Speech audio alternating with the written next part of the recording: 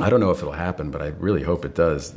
Someone proposed to us, an artist, to do a bronze statue of Robin and permanently put it there. And the idea being that if you feel alone, or you can go sit next to him. There is a moment Matt Damon has carried with him for nearly 30 years. It was the very first day of filming Good Will Hunting. He and Ben Affleck weren't even working that day. They just showed up on set and sat off to the side of the camera to watch Robin Williams rehearse. Two young men from Cambridge who had spent 5 years fighting to get this movie made. And by the time someone called action, tears were already falling down Matt's face. When the scene ended, Robin walked over. He saw the tears. He put his hand on their heads and said, "It's not a fluke. You guys really did this. You really did it." After decades, Matt Damon is finally telling the full truth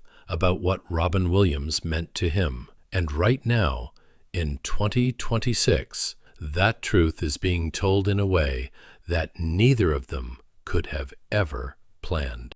You probably know Matt Damon as one of the most respected actors of his generation, the guy from Good Will Hunting and the Bourne franchise, the man who survived alone on Mars in The Martian, who carried The Departed alongside Jack Nicholson and Leonardo DiCaprio without flinching, who just finished filming Christopher Nolan's The Odyssey, an Oscar winner, a box office titan, a man who has made Hollywood feel like it was built for him. But long before any of that, he was just a kid from Cambridge, Massachusetts, born on October 8th, 1970, growing up in a neighborhood where nothing came easy and nobody owed you anything. His parents divorced when he was 2 years old. He and his older brother Kyle moved with their mother Nancy to Cambridge. Nancy was a professor of early childhood education at Lesley University, intelligent, principled, a woman who raised her boys in a genuinely unconventional home. At one point, she moved them into a 6-family communal house in Central Square, the kind of place where ideas were always in the air and money was not.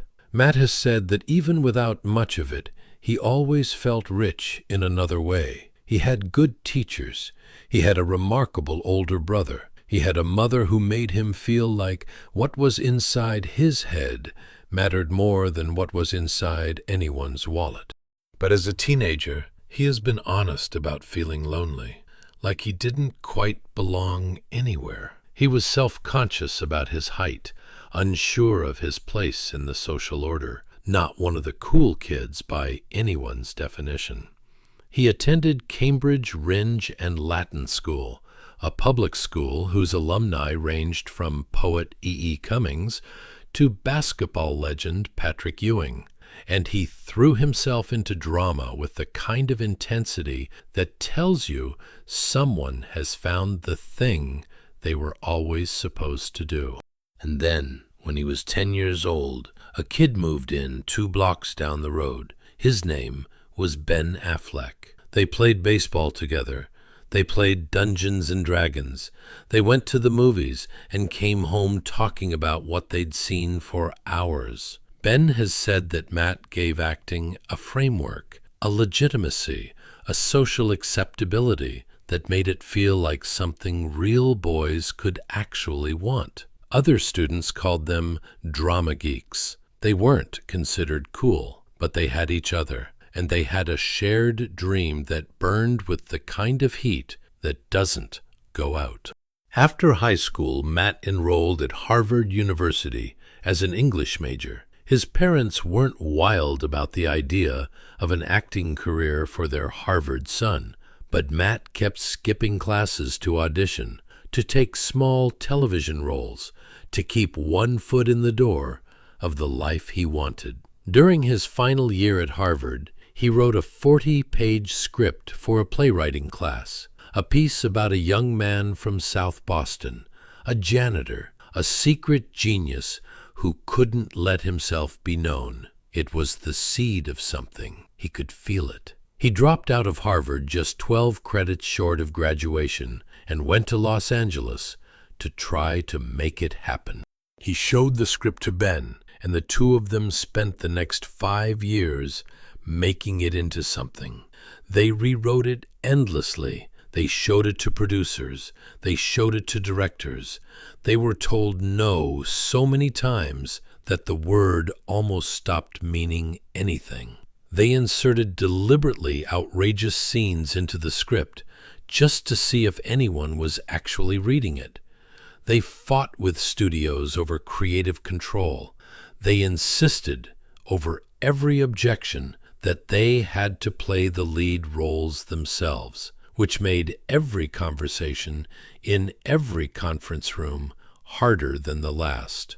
Matt has described the experience as being, "Okay, thanks," over and over again. You walk in, you give everything you have, and someone looks up and says, "Okay, thank you," and that's it. But they didn't stop, and eventually the script made its way to Harvey Weinstein at Miramax, who saw what it could be under 2 conditions.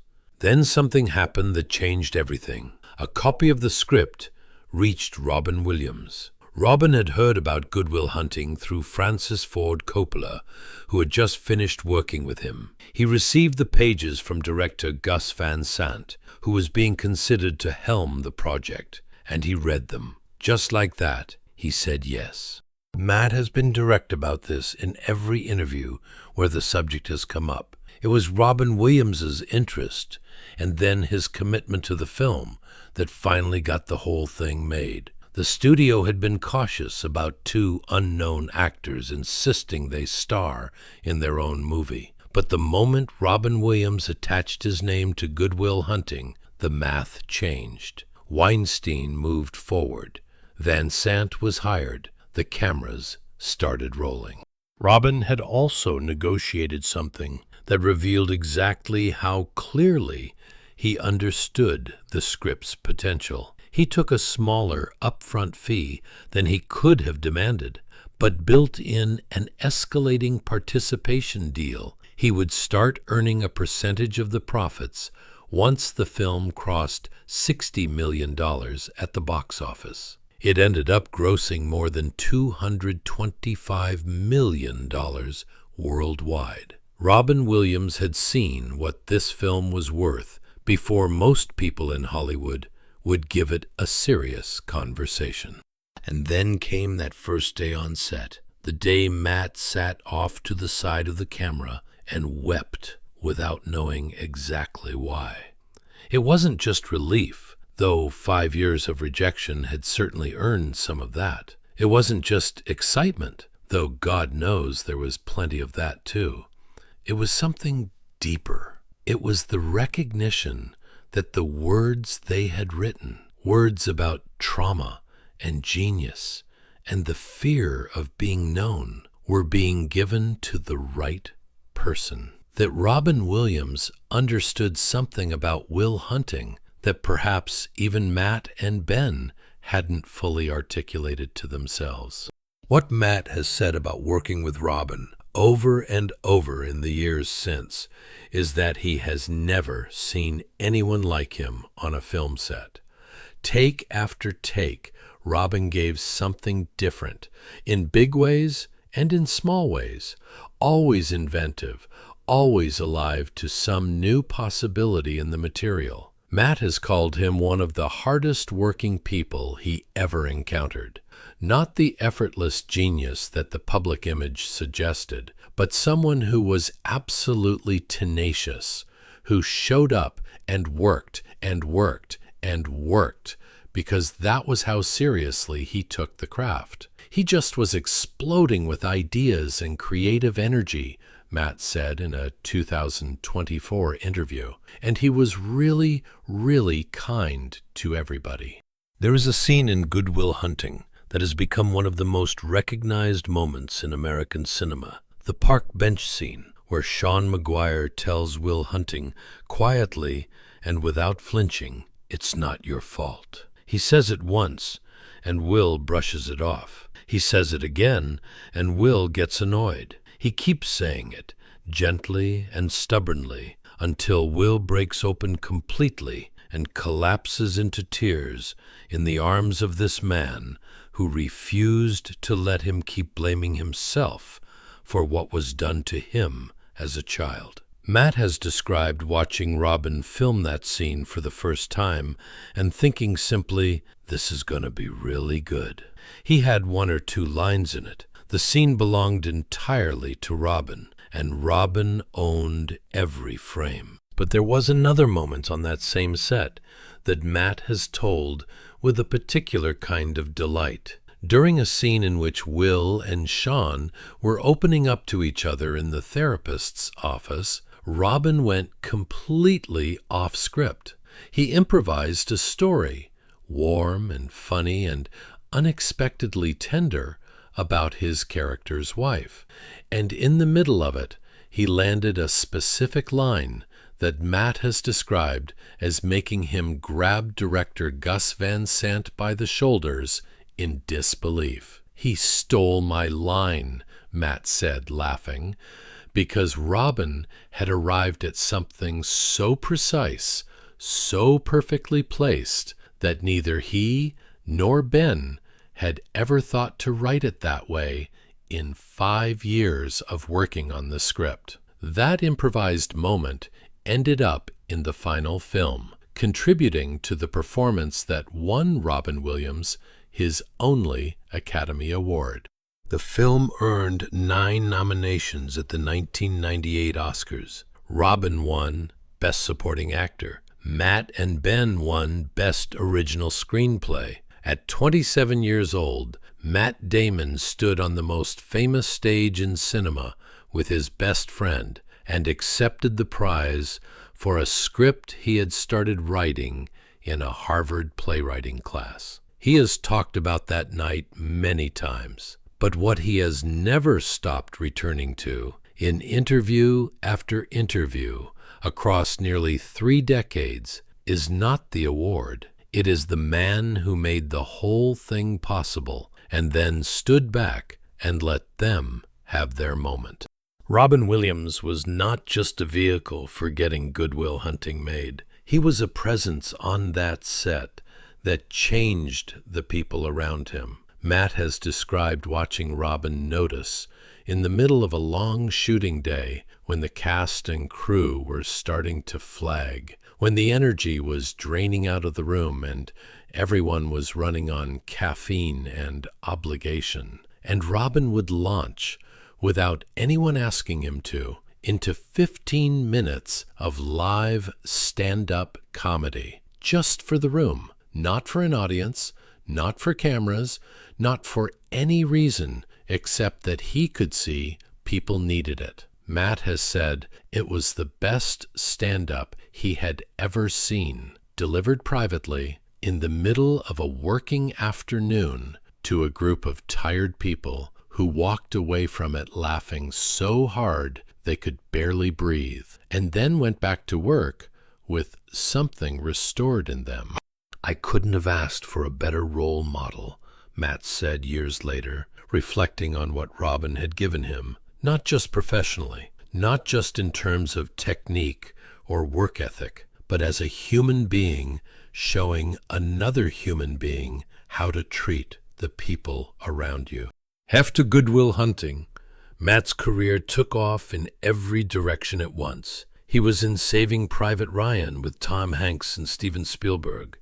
He was in Rounders. He was in The Talented Mr. Ripley. He was in the Oceans franchise alongside George Clooney, Brad Pitt, and Julia Roberts. He made blockbusters and independent films, played heroes and villains, earned more nominations, and won more awards. He married Luciana Barroso in 2005, a woman he met in Miami while filming, and they built a family together, 4 daughters, a life that by his own account has grounded him in ways that fame alone never could. But through all of it, Robin Williams stayed with him, not as a memory that fades around the edges, but as something present Matt has talked about taking his family, years after Robin's death, to Boston Common, to the actual park bench where the famous scene was filmed, just to sit there. His children were too young to have seen the movie. They didn't know what the bench meant.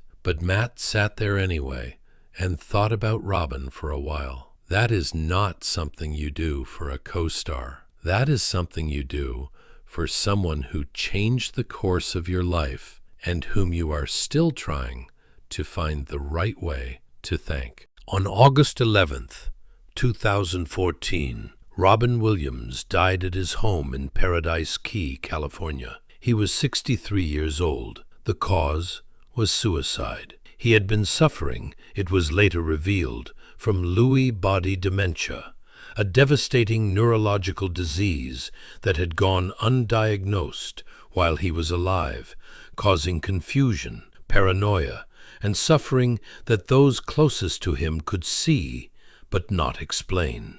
The world stopped for a day. People who had grown up watching him, through Mork and Mindy, through Dead Poets Society, through Aladdin and Mrs. Doubtfire, and Good Morning Vietnam, felt a grief that surprised them with its depth.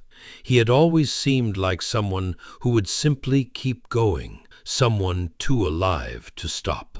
For Matt, it was something different from public grief. It was the loss of a specific person who had looked him in the eyes on a film set when he was 26 years old and told him his work was real. A man who had taken a pay cut to be in a movie made by two unknown kids from Boston because he believed in what they had written. A man who had pulled the whole thing off the ground simply by saying yes when everyone else was still deciding. Matt's statement in the hours after Robin's death was quiet and unadorned. Robin brought so much joy into my life, and I will carry that joy with me forever, he said. He was such a beautiful man. I was lucky to know him, and I will never, ever forget him.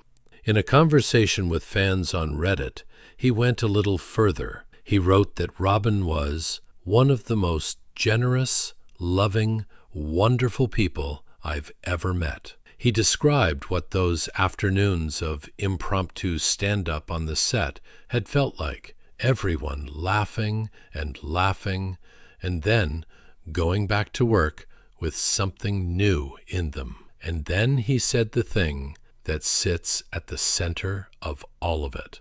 The thing he has been building toward every time he has spoken about Robin Williams. I'll never be able to thank him enough for what he gave us. In my heart, that's where he is, as this person that I'm deeply, deeply grateful came into my life and changed it for the better.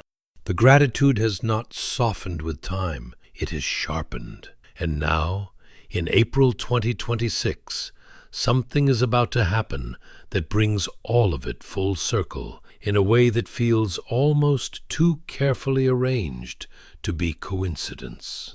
Matt Damon and Ben Affleck are being honored together with the 9th Robin Williams Legacy of Laughter Award, presented at a sold-out fundraising event in San Francisco, hosted by Bring Change to Mind, the mental health nonprofit founded by Glenn Close. The event is held at the Fort Mason Center for Arts and Culture, a few miles from the neighborhood in San Francisco where Robin lived and worked and loved the city he called home. And the award will be placed in Matt and Ben's hands by Robin's own children, Zach, Zelda, and Cody Williams. Think about what that means for a moment. The children of the man who made their dreams come true, standing in front of them, handing them something made in their father's name. That is not a Hollywood moment. That is a human one. That is the kind of closing of a circle that you spend a lifetime not quite believing will actually happen. In their joint statement ahead of the ceremony, Matt and Ben said, "Robin wasn't just someone we admired. He made our dreams come true. We owe everything to him. He said yes to our movie, and we got it made. Receiving the Legacy of Laughter Award, created in honor of Robin Williams, is incredibly meaningful to us. His legacy isn't just about his talent and how much he made the world laugh. It's about how deeply he cared. This honor carries his spirit, and that means everything to us. His legacy isn't just about his talent. It's about how deeply he cared. That is the line that matters, because that is the thing Matt Damon has been trying to say in one form or another for the better part of 30 years. Not the Oscar performance, extraordinary as it was.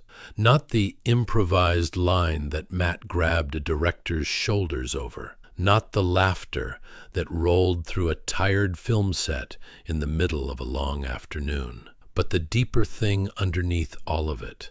The quality of attention Robin Williams brought to the people around him. The way he could look at two young men from Cambridge sitting on the side of a camera and understand exactly what they needed to hear. The way he walked over and put his hand on their heads and told them they had really done it.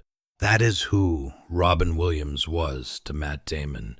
Not a legend he admired from a distance. Not a co-star he was lucky enough to share a set with. A man who looked at him at the beginning of everything and said, "You're not a fluke. You really did this." After decades, Matt Damon is finally telling that truth in full, standing up in San Francisco, accepting an award from Robin's own children to say out loud what he has carried quietly for so long. Some debts you can never fully repay, but you can show up. You can stand in the room. You can take what someone's children place in your hands, and you can let them see in your face that their father's kindness is still alive in someone he touched all these years later. That is what Matt Damon is doing, and that is the truth he has been building toward all along. If this story moved you, don't forget to like this video, subscribe to the channel, and turn on those notifications so you never miss a story like this. Leave us a comment below. What's your favorite Robin Williams moment or performance? We would love to hear from you. Thanks for watching, and we'll see you in the next one.